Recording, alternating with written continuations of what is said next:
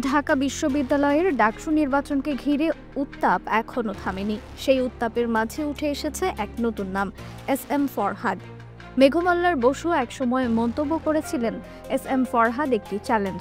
বিস্ময়ের বিষয়, আজ তার সেই কথাই সত্যি রূপ নিয়েছে। ফরহাদ তার আত্মপ্রকাশের পর থেকেই যেন ঝড়ের মতো সক্রিয় হয়ে উঠেছেন। মিডিয়ার কঠিন প্রশ্নও তিনি স্বচ্ছন্দে সামলে নিয়েছেন। কখনো মেঘমল্লার বসু, কখনো আবিদ, আবার কখনো হামিম ও ওমামাকে আলোচনার টেবিলে পরাস্ত করেছেন। একের পর এক বিতর্কে তিনি দৃঢ় ও নির্ভীক ছিলেন। সাংবাদিক রোমিওর খোঁচামূলক প্রশ্নের উত্তরে তিনি জানিয়েছিলেন, কোনো কর্মসূচি তার সংগঠন ঠিক করবে, বাইরের কেউ নয়। সেই সন্ধ্যায় ফরহাদরা হাজির হন নজরুলের মাজারে দোয়া করতে। সংগঠন কাঠামো নিয়েও ফরহাদ দৃঢ় অবস্থান নিয়েছেন। যখন দাবি ওঠে শিবিরকে বাধ্যতামূলকভাবে কমিটি প্রকাশ করতে হবে, তখন তিনি স্পষ্ট জানিয়ে দেন, এটি তার সংগঠনের নিজস্ব সিদ্ধান্ত। নারী ইস্যুতে ছাত্রদলের মিছিলের ডাকের প্রতিক্রিয়ায় ফরহাদ হাজির হন প্রমাণসহ। সংবাদ সম্মেলনে তিনি এমন তথ্য তুলে ধরেন যা উল্টো ছাত্রদলকে অস্বস্তিতে ফেলে। শিবিরের জোট প্যানেলে বৈচিত্র্য আনার পেছনে ফরহাদের কৌশলও স্পষ্ট। হিজাবি, নন হিজাবি, চাকমা সবার প্রতিনিধিত্ব নিশ্চিত করেছিলেন তিনি। ফাতেমা তাসনিম জুমাকে প্যানেলে আনার চিন্তাও তারই ছিল। এই ইনক্লুসিভ কৌশল শিবিরকে অনন্য সাফল্য এনে দিয়েছে। কিছুজন ফরহাদকে সীমিত করার চেষ্টা করেছিলেন। যুক্তি ছিল, জিএস পদ ছাত্রদলের হামিমকে দেওয়া উচিত। কিন্তু ফরহাদ বিশ্ববিদ্যালয় শিবিরের সভাপতি হিসেবে 4 থেকে 5 হাজার কর্মীর সমর্থন পেয়েছিলেন।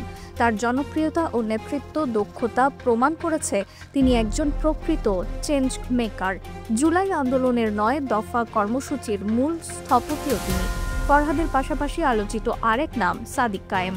ফরহাদ যেখানে তীক্ষ্ণ জবাবদানে পারদর্শী, সাদিক সেখানে শান্তশিষ্ট হাসি দিয়ে হৃদয় জয় করেন।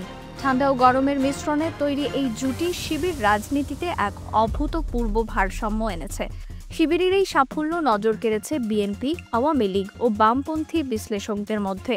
বিএনপির ঘনিষ্ঠ ইমতিয়াজ মির্জা স্বীকার করেছেন, শিবিরের পরিকল্পনা ও কৌশল ছিল অসাধারণ। তহবিল, স্ট্র্যাটেজি, তথ্য সংগ্রহ, প্রোপাগান্ডা এবং ক্যাম্পেইন সবই নিখুঁতভাবে সম্পন্ন হয়েছে। আওয়ামী লীগের থিঙ্ক ট্যাঙ্ক আজম খানও জানিয়েছেন, ভোট কারচুপির অভিযোগে কোনো প্রভাব নেই। শিবির প্রকৃতপক্ষে ভোট অর্জন করেছে। তারা গরিব ছাত্রদের পাশে থেকেছে, সুযোগ দিয়েছে, আর তাই শিক্ষার্থীদের আস্থা অর্জন করেছে। কঠোরভাবে আরিফ জেবদিকো মন্তব্য করেছেন, 14,000 ভোট কারচুপির মাধ্যমে পাওয়া সম্ভব নয়। পরাজিতদের উচিত নিজেদের ব্যর্থতার কারণ খুঁজে দেখা। অবশেষে স্পষ্ট হয়ে গেছে, ডাকসু নির্বাচনে শুধুমাত্র জয় নয়, শিবির তাদের কৌশলগত দক্ষতাও প্রদর্শন করেছে। সেই কৌশলের কেন্দ্রবিন্দু ছিলেন এস.এম. ফরহাদ, পাশে ছিলেন শান্তশিষ্ট সাদিক কায়েম।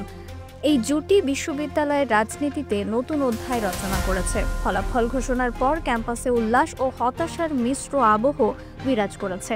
তবে শিক্ষার্থীদের মনে এক প্রশ্ন রয়ে গেছে, এই সাফল্যের ধারাবাহিকতা কি শিবির জাতীয় রাজনীতিতেও বহন করতে পারবে? সময়ই উত্তর দেবে।